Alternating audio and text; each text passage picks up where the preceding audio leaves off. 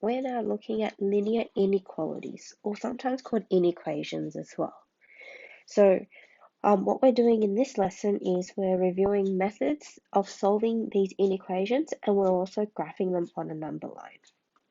So things that you would need to be able to do by the end of this lesson, you need to be able to recognize and understand the meaning of the four inequality signs. We will also be solving linear inequations, or we could call them inequalities, and we're also graphing them on a number line. So these are the three main things that we're aiming to be able to do by the end of this lesson. So just to start off with, for inequality signs. So inequality means that it's not equal. Okay, so when we're looking at these symbols, we're looking at the arrows. So we're looking at greater than. So when we're looking at this first one, greater than means that at the bigger end, we've got a bigger number on this side and the smaller number on the right-hand side. We can also have less than. So you can see the pointy end is on the left, so this number is going to be smaller than the number on the right. When we look at the next one, this one's the same. It's a greater than sign, but it's also got a line underneath, and it means greater than or equal to. So it could be the right-hand side the left-hand side could be bigger than the right-hand side. Sorry, say that again. The left-hand side could be bigger than the right-hand side, or the left and the right-hand sides could be equal as well. Or we can have less than or equal. Okay, so it's sort of like you can sort of see an equal sign sort of in that bottom bit there. Okay, so greater than or equal to. When we have an expression with the sign in the middle with the left and the right hand sides, we call that an inequation. So the same way inequality means not equal, when we've got an inequation, it's like an equation, but those two sides aren't equal. Okay, so that's just another way of saying it. We use the terms inequation and inequality quite interchangeably. What you would have noticed is the textbook that we used before Cambridge would use inequation a lot. This textbook's using a lot of inequality, okay, but they mean the same thing. So when we go about solving a linear inequation, so it might be something like 2x plus 4 is greater than or equal to 7. What we're trying to do is we're trying to find what is the relationship for x, okay, so the letter by itself. So when we go to solve it, when we're trying to make x by itself, all of the rules that we do with normal equations hold, okay, so we solve it exactly the same way as we normally do, except one thing, we're going to reverse the sign, so the arrow, so it's going to go from this way to that way, when we're multiplying or dividing by a negative number, okay? So if we're multiplying or dividing by a negative, then this arrow needs to switch around. If it's already got an equals, it stays with the equals on it. When we go about graphing these, we graph them on a number line. So there's a number line that you can see there. And basically, for an inequality, say for example this first one, if x is bigger than or equal to 2, it means that we're starting from 2 and we want every single possible number that's bigger than it. So when we go to draw it on a number line, we're going to start with whatever the number is, and then we're going to draw a line to show the direction that we're moving in. Now, if you remember back to last year when we were looking at greater than and less than, greater than and greater than or equal to, how we showed the difference between a greater than sign and a greater than or equal to sign was we colored in the dot or we didn't. And you might have noticed that I've done them up here. So if we have a greater than or equal to, then it's a closed dot. Okay, so we color the dot in. If it's just greater than without the equals bit, we draw it as an open circle. So we're saying that's our starting point, but we're not actually including that value. So let's have a look at these ones. So we're going to graph the following inequalities. So the first one, if x is greater than 2, when we go to draw a number line, we need to put at least 3 or 4 values on that number line, okay?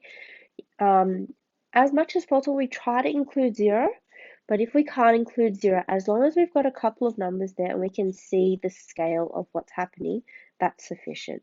So I might put 2 in the middle, 3, 4, 5. 1, 0, and negative 1. So if x is greater than or equal to 2, we're going to start at 2. We're going to color in that dot. And because we want values that are bigger than it, we want values like 3, 4, and 5, what we're going to do is we're going to draw a line going towards the right, like so. So there's our graphed solution. So what you can see is whatever this symbol is, as long as the pronumeral's on the left, the arrow actually points in the same direction that we needed to draw our line. When we come to question B, we've got x is less than 5.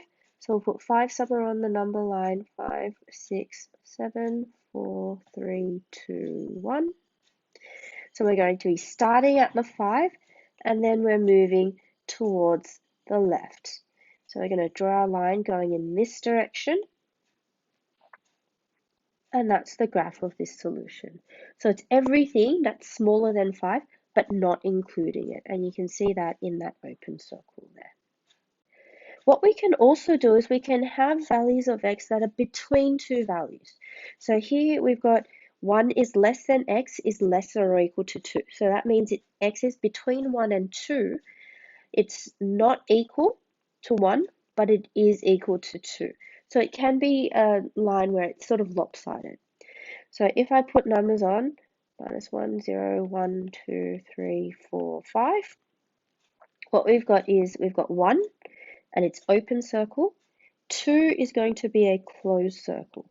So what we can then do is join them together. So when we have these sorts of diagrams, it's going to be an interval, okay? So it's got a starting point and an ending point on it. When we look at the last example, you can see that they're both less than or equal to signs. So minus 3, minus 2, minus 1, 0, 1, 2, 3, 4. Just fits. So we're going to have negative 2, we're going to color that in. We're going to have 3, and we're going to color that one in 2. And then we need the section between those two values, so we can mark it in there. Okay, make sure when you draw your line in, you draw it in quite dark. Okay, you might want to use a different colored pen so that it's very clear where your arrow is going for your inequality. All right, let's go solve a couple of equations. So we're going to solve these, and then we're going to draw them on the number line as well. So like what I said before, we're just going to solve them like our normal equations. So for the first one, we want to make x by itself. To make x by itself, we need to move all the numbers. First thing we're going to do is move the 4. So we've got negative 3x is greater than or equal to negative 30. The next thing we need to do is we need to divide by negative 3. Now remember, when we divide by a negative number, what we need to do is we need to take that sign in the middle and flip it around. So it's going to go in the opposite direction. So x is less than or equal to 10. And that's going to be the solution that we need to graph. So when we go to draw it, obviously we won't really fit 0 in there unless we go up by a different interval. So I might just put 10 in the middle, 11, 12, 13, 9, 8, 7. We know it's got an equal, so we're going to take that dot and color it in. And we want to draw our arrow going towards the left. So it's going in that direction. When we look at question B, now we can see we've got pronumerals on both sides. Now, like with normal equations, often we want to try keep the x value positive. It just makes it a lot easier when we're trying to solve these equations. And for these questions, if we keep it positive, we just need to keep that arrow pointing in that same direction. So what I'm going to do is I'm going to move the 3x over by subtracting it. So we've got 2 is greater than 3x minus 4. Then we're going to move the 4 over. 6 is bigger than 3x, and then divide by 3. So we're dividing by a positive number, so we're not going to change anything. So 2 is greater than x. But when we're going about drawing these, it's better to write it in the opposite order. So x is less than 2. Because if we've written it with the pronumeral first, the arrow tells us the actual direction we're going to draw the line. So x is less than 2, let's put 2 in the middle, 3, 4, 5, 1, 0, negative 1. We're going to take the point 2, open circle it, and then we're drawing our line going towards the left again. There we go, that's our solution. When we come to C, what you'll notice is we've actually got two inequality signs and we've got three sections that we're actually solving together. What we do with these questions is whatever we do to one of the parts, okay, and we want to try isolate x here, we're going to do to everything else. So the first thing we need to do is get rid of the plus 5. So on the left and the right, we're going to do a minus 5. So on the left, we've got negative 8 is less than or equal to 2x is less than negative 4. And then we're going to get rid of the 2 by dividing both sides by 2. So halving all the values. So rather than moving things, we're actually just performing the same operation to every single part. So negative 4 is less than or equal to x is less than negative 2. Okay, that's the solution we're looking for. So on our number line, negative 5, negative 4, negative 3, negative 2, negative 1, 0, 1. So we're going to include the negative 4. We're not including the negative 2. And we're going to draw our line in. And we want everything that's between there. For our last one, we've got two fractions. So we need to get rid of those numbers on them. So what we could do with this is we can sort of cross multiply, but we just need to be very careful with what we're multiplying to where. What I'm going to do first is I'm going to take that negative 3 and multiply it towards the right.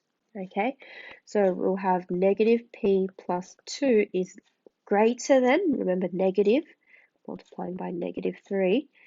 Switch the symbol, negative 3 bracket p plus 4 all over 2. Okay, so when we multiply by a negative, we need to flip the sign. Okay, and we'll just leave that fraction there. Then what we can do is move that 2 to the left-hand side. Okay, so when we're looking at an inequation, so something where it's greater than or less than, it's not just a matter of crossing them over and putting the sign in the middle, because there is a particular order that you need to write them in. So when we move that over, 2 bracket negative p plus 2 is greater than negative 3 p plus 4. So we've gotten rid of the fraction. We'll expand it all and then solve that equation together. Minus 2p plus 4 is greater than negative 3p minus 12. What we can then do is add that one over. So it's p plus 4 is greater than negative 12. When we subtract 4, p is greater than negative 16. Okay, so that's going to be the solution that we're graphing on the number line. So I'll put negative 16, negative 15, negative 14, negative 13, negative 17, negative 18, negative 19. So we're going to start at negative 16. We're not including the negative 16. And we're drawing our arrow going towards the right. Okay, and that's going to be the solution to this equation. So the main thing to take note of is when you're multiplying or dividing by a negative number. If you're adding a number or subtracting a number, nothing changes. But when you're multiplying or dividing by a negative, make sure that you switch the sign around. Another thing to be very careful of is when you've got an expression like 2 is greater than x, if you change around the order, okay, you need to make sure that the symbol changes around with